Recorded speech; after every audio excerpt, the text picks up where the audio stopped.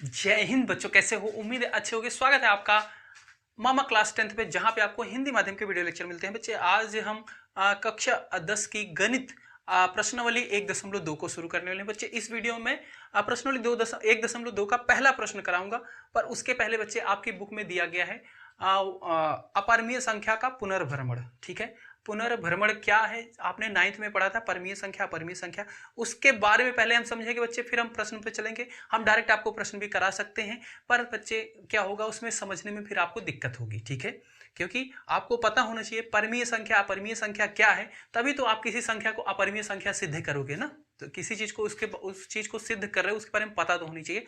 तो वो पता कहाँ से चलेगा? जब हम बच्चे पीछे के टॉपिक्स को पढ़ेंगे। ठीक है, अब 9th में पढ़ चुके हो अपरिमेय संख्या क्या होती है। तो बच्चे परिमेय और अपरिमेय संख्या किससे मिलकर बनी होती है? बनी होती है वास्तविक संख्या से। ठीक है, तो वास्तविक संख्या सबसे पहले है क्या? वास्तविक संख्या। वास्तविक संख्या किससे मिलकर बनी होती है बच्चे? दो संख्याओं से मिलकर बनी होती है। एक होती है आपकी परिमेय संख्या और दूसरी होती है अपरिमेय संख्या।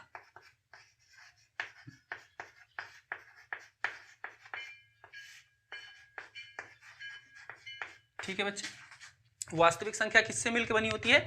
परिमेय और अपरिमेय संख्या से मिलकर बनी होती है। अब हम बच्चे समझते हैं परिमेय संख्या क्या है। ठीक है, सबसे पहले परिमेय संख्या क्या है। तो बच्चे परिमेय संख्या क्या होती है? जिसे हम P/Q के रूप में लिख सकते हैं, जहां पे Q क्या होगा? कभी भी जीरो नहीं होगा, जीरो के बराबर नहीं होगा, और P और Q क्या होगा? पूर्णांक होगा। ठीक है, अब बच्चे पूर्णांक संख्या क्या होती है? तो पूर्णांक संख्या क्या होती है बच्चे?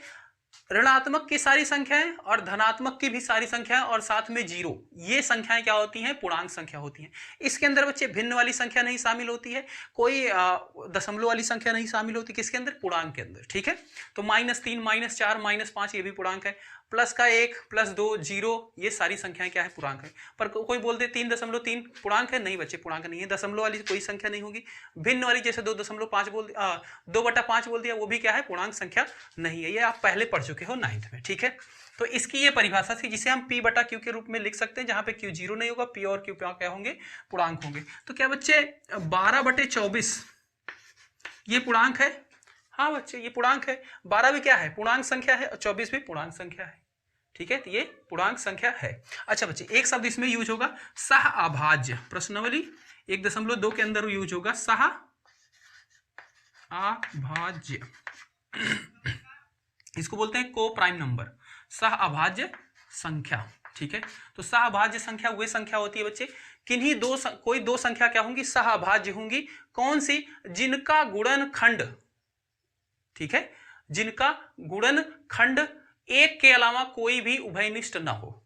मतलब जैसे मैं 12 का अगर गुणनखंड करता हूं, ठीक है, गुणनखंडन करता हूं, तो 12 को क्या लिख सकते हैं बच्चे? 2 गुना 3 लिख सकते हैं। ठीक है, और गुने में 1 लिख सकते हैं। इसी तरीके से 24 को अगर मैं लिखूं तो 24 को लिख सकता हूं 2 गुना 3 गुना 1। ठीक है, तो बच्चे जो इसके गुणनखंड हैं, इसमें तो इसमें भी 2 है, इसमें भी 2 है, इसमें भी 2 है, ये भी 2 है, 3 है, 3 भी है। ये कोई उभयनिष्ठ नहीं होना चाहिए। तो क्या हम काट सकते हैं? हाँ काट सकते हैं। अगर 12/24 है तो इसमें से बच्चे इसी को ऐसे हो जाएगा बटे में, ये 2 से ये 2 कैंसिल, ये 2 से ये 2, ये 3 से ये 3। ठीक है, ओके, तो बचा क्या बच्चे? इसमें ऊपर क्या बचा? 1 बचा, नीचे क्या बचा? 2। 1/2 क्या है? अभाज्य। 1 और 2 क्या है? सह अभाज्य संख्याएं हैं। ठीक है, तो सह अभाज्य क्या होती हैं?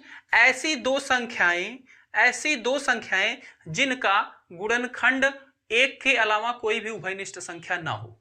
ठीक है, अब अगर मैं 1 का गुणनखंड निकालूं, गुणनखंड पता है ना, 1 ही होगा।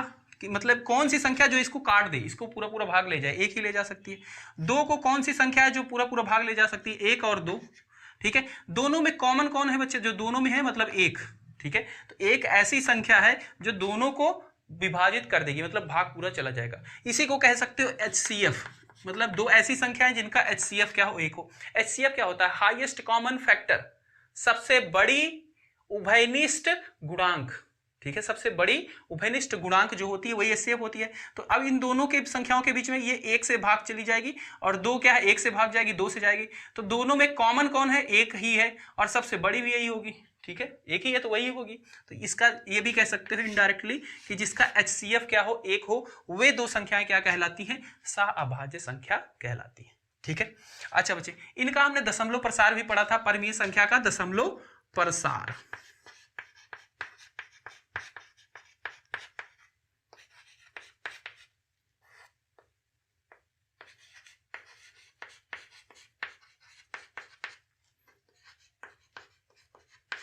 ठीक है, दशमलव प्रसार क्या पढ़ा था कि कौन सी संख्याएं परमीय संख्याएं होती हैं बच्चे, जिनका दशमलव प्रसार क्या हो, शांत हो।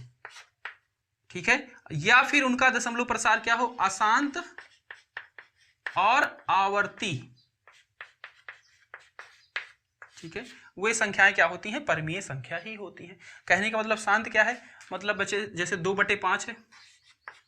ठीक है, अगर मैं इसको भाग दूंगा तो ये भाग चला जाएगा, कितनी बार में जाएगा, 0.5 बार में, सॉरी 0.4 बार में पूरा भाग चला जाएगा। तो ये क्या हुआ, शांत प्रसार हुआ। ठीक है, आवर्ती का क्या मतलब है बच्चे, जैसे 1/3 है। ठीक है, इसको अगर मैं भाग दूं तो ये क्या हो जाएगा, ये 0.33333 आता ही चला जाएगा। ठीक है, तो मतलब इसको हम भाग दे रहे थे 3, एक को पूरा भाग तो नहीं कर पा रहा है, पर दशमलव के बाद पूरा भाग जा तो नहीं रहा है, पर दशमलव के बाद क्या हो रही है, एक संख्या बार बार आना शुरू हो जाए, 3 बार आना चाहिए। तो इसलिए दशमलव भाग पूरा नहीं जा रहा है, इसलिए अशांत हो गया। अगर भाग पूरा चला जा रहा है तो इसको क्या बोले, शांत बोले। भाग पूरा नहीं जा रहा, अशांत बोले। और एक ही संख्या बार बार आ रही, इसलिए आवर्ती। ठीक है, तो कोई भी संख्या अगर दशमलव इस तरीके से लिखी गई है तो क्या वो परमीय संख्या होगी, हाँ होगी। ठीक है, कोई संख्या ऐसी लिखी गई कि मतलब भाग पूरा चला गया है तो वो भी क्या है, परमीय संख्या होगी, हाँ होगी। ठीक है, डैश डैश ये लगा है ना, ये चलता ही जा रहा है, रुक ही नहीं रहा। ठीक है, अच्छा बच्चे, अपरिमेय संख्या में आ जाते हैं। वे संख्या जिसे P/Q के रूप नहीं लिख सकते, ऐसे परिभाषा है। ठीक है, लिख सकते हैं। ठीक है, मतलब बच्चे जिनका दशमलव प्रसार, सीधा हम दशमलव प्रसार के आधार पे इसको हम बता दे रहे हैं आपको, दशमलव प्रसार, जिनका दशमलव प्रसार कैसा हो, अशांत और अनावर्ती हो।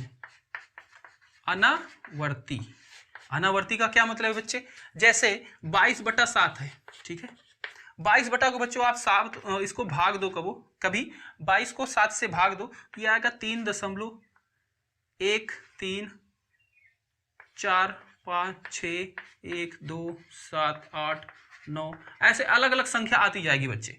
ये कभी भी पूरा भाग तो जाएगा भी नहीं, और दशमलव के बाद कोई ऐसी संख्या भी नहीं होगी कि बार बार आना शुरू हो जाए। ठीक है, तो ऐसे प्रसार को बोला जाता है। एक तो भाग नहीं जा रहा इसलिए अशांत, और कोई संख्या बार बार नहीं आ रही इसलिए अनावर्ती। ठीक है, तो कोई भी दशमलव में अगर ऐसी संख्या लिखी गई तो कोई पूछे कि परमीय है क्या परमीय, तो वो क्या होगी, अपरिमेय संख्या होगी। वो क्या होगी, अपरिमेय संख्या होगी। ठीक है बच्चे, वैसे उदाहरण आप क्या समझते हो, इसका उदाहरण आपने रटा होगा। ठीक है, पाई हो जाता है। ठीक है, और ऐसी कोई संख्या है वो हो जाती है। और बच्चे याद कर लो, कोई भी अभाज्य संख्या जो वर्गमूल के अंदर है वो क्या होगी, अपरिमेय संख्या होगी। तो 2 भी क्या है, आपकी अभाज्य संख्या है और ये वर्गमूल के अंदर है तो ये भी अपरिमेय है। 3 भी क्या है, अभाज्य संख्या, वर्गमूल के अंदर है।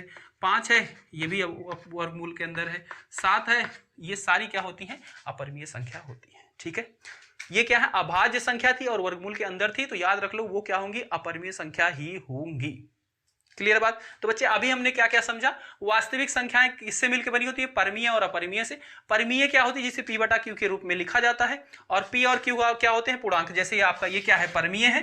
ठीक है, इसी को हम सहअभाज्य में बदल सकते हैं। कैसे, 12 × 12 12 दूनी 24, मतलब इसको इतना काट दो कि इसके अलावा कोई और कटे ही ना, वही क्या होती है, सहअभाज्य होती है। ऐसे भी कह सकते हो इनडायरेक्टली। ठीक है, कि कोई भी संख्या उसको सॉल्व करके सबसे छोटी की छोटी संख्या मिला दो, ताकि उसके बाद और वो कट ही ना पाए, वो क्या होंगी, वो दोनों संख्याएं फिर सहअभाज्य संख्या ही होंगी। ठीक है, जैसे 12 था, 12 दूनी 24, 1/2, ये क्या हो गए, 1 और 2 क्या है, एक दूसरे के सहअभाज्य संख्या है। मतलब इनके दोनों के बीच में अब कोई भी गुणनखंड कॉमन नहीं है, दोनों के बीच में इनका कोई भी गुणनखंड कॉमन नहीं है। सिर्फ एक के अलावा एक ही है जो दोनों को विभाजित कर सकता है, उसके अलावा कोई ऐसी संख्या नहीं है जो दोनों को विभाजित कर सकती है। ऐसी संख्या को सहअभाज्य संख्या कहते हैं। ठीक है, इनके बाद दशमलव प्रसार समझा बच्चे मैंने, इसका शांत होता है, अशांत। इस तरीके से संख्या कोई लिखी गई तो वो क्या है, परमीय संख्या। इस तरीके से लिखी गई वो भी परमीय संख्या। उसके बाद अपरिमेय संख्या, जिसे हम पी बटा क्यू के रूप में नहीं लिख सकते हैं, ठीक है। और उदाहरण क्या लिखा, पाई, √2, √3, √5, √7, कोई भी अभाज्य संख्या वर्गमूल के अंदर है वो अपरिमेय संख्या है, ठीक है। दशमलव प्रसार क्या था बच्चे, इसका अशांत अनावर्ती, मतलब भाग जब दिया जाए तो भाग पूरा जाएगा भी नहीं और दशमलव के बाद संख्या कोई बार बार भी नहीं आएगी, तो उसको बोलेंगे अशांत अनावर्ती, ठीक है। क्लियर बात, इतना नोट हो गया तो बच्चे हम इसको मिटाते हैं, आगे बढ़ें।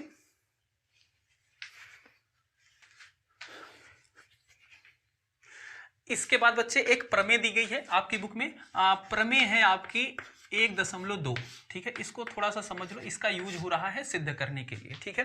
क्या है, कह रहे हैं कि बच्चे कोई अभाज्य संख्या है p, ठीक है, कोई अभाज्य संख्या p है, ठीक है, और कोई भाज्य संख्या a² है, ठीक है।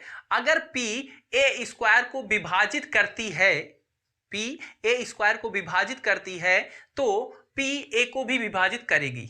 मतलब ये कह रहा है कि कोई a² क्या है, भाज्य संख्या है, और इसकी क्या है, एक QP है जो क्या है, अभाज्य संख्या है, ठीक है। वो क्या कर रही है, अगर a² को विभाजित कर रही है, a² को विभाजित कर रही है तो a को भी p विभाजित करेगी। मतलब नहीं समझ में आया, चलो अब इसका एक एग्जांपल ले लेते हैं। हम बच्चे ले लिए 4² a की जगह क्या ले लिए, 4² 4² करते हैं बच्चे, क्या आता है, 4 × 4 यानी कि 16, ठीक है। यानी कि ये क्या है, सीधा हम इसको 16 लिख सकते हैं, ठीक है। 16 का गुणन खंडन कर दीजिए बच्चे, क्या लिख सकते हैं, 2 × 4 लिख सकते हैं, या फिर 2 गुना सीधा 8 लिख दें, हाँ 2 × 8 लिख दें, कोई दिक्कत नहीं। इसको भी लिख सकते हैं 2 × 8, हाँ लिख सकते हैं। तो अगर मैं बोलूं p, अब 2 क्या करेगा, 4² यानी कि 16 का गुणनखंड ये हुआ, तो 16 क्या है बच्चे, 2 से भी विभाजित होगी, विभाजित मतलब भाग चला जाएगा, हाँ चला जाएगा भाई, 16 को 2 से भाग करो 8 बार भी चला जाएगा, ठीक है। तो 2 क्या करेगी, 16 को विभाजित करेगी, तो 16 क्या 2 क्या है, 4 को भी विभाजित करेगी, हाँ करेगी, 4 को भी 2 से भाग कर सकते हैं ना, हाँ चला जाएगा, भाग चला जाना चाहिए, कटना चाहिए, कहने का मतलब है भाग कर सकते नहीं, पूरा कट जाए। तो बच्चे ये इसका मतलब ही है कि 16 का अगर गुणनखंड 2 है और 8 है तो 2 बच्चे वो संख्या है जो इसको पूरा काट देगी, विभाजित कर देगी, और 8 भी इसको विभाजित कर देगा। और यहाँ पे ये कह रहा है कि अगर स्क्वायर है तो वो जो इस संख्या है उसको भी कर देगा। तो बच्चे 4 का हमने स्क्वायर लिखा था ना, तो 4 को भी 2 विभाजित कर देगा ना, तो ये सही बात है ना। तो सीधी सी बात ये है कि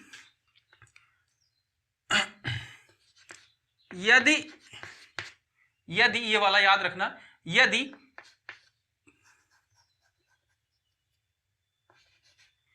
a² p से विभाजित है, विभाजित का मतलब भाग चला जा रहा है, विभाजित है, तो a p से विभाजित होगा, ठीक है। सीधा सा ये याद रखना, ठीक है। या फिर इसी को और थोड़ा सा हम समझाने की कोशिश करते हैं। ये क्या था, 16 बराबर 2 × 8 लिख सकते हो, 2 को इधर लाएंगे, ठीक है, तो बराबर 8 ही तो रहेगा। मतलब 2 क्या कर रहा है, इसमें हम भाग दे रहे हैं, पूरा भाग चला जा रहा है, तभी तो 8 आ रहा है, तो यानी कि विभाजित कर दे रहा है। तो अगर 2 16 को विभाजित कर रहा है तो क्या ये 4 को भी करेगा, भाई 4 का स्क्वायर करके 16 आया था, यानी कि a² के रूप में ही था, तो 4 को भी 2 विभाजित करेगा, हाँ 4 को भी 2 विभाजित कर देगा, करेगा ना, 2 दूनी 4, ठीक है। तो बस इतनी सी स्टेटमेंट याद रखना कि बच्चे ये कि कोई एक संख्या हो, भाज्य संख्या हो जिसका स्क्वायर हो, और कोई अभाज्य संख्या उसको विभाजित कर रही हो, तो उस संख्या को p मतलब वो अभाज्य संख्या भी विभाजित करेगी, ठीक है। स्क्वायर को कर रही है तो उस संख्या को भी विभाजित करेगी, ये सत्य बात है, ठीक है। इसको हमने एग्जांपल के जरिए आपको समझा दिया। यही बच्चे है आपकी प्रमेय 1.2। इसको लिखने की जरूरत नहीं, क्योंकि पेपर में नहीं पूछा जाएगा, इससे हमें यूज करना है क्वेश्चन को सॉल्व करने में, तो इसलिए मैंने इसको बता दिया। अब हम आते हैं बच्चे पहले प्रश्न पे अपने।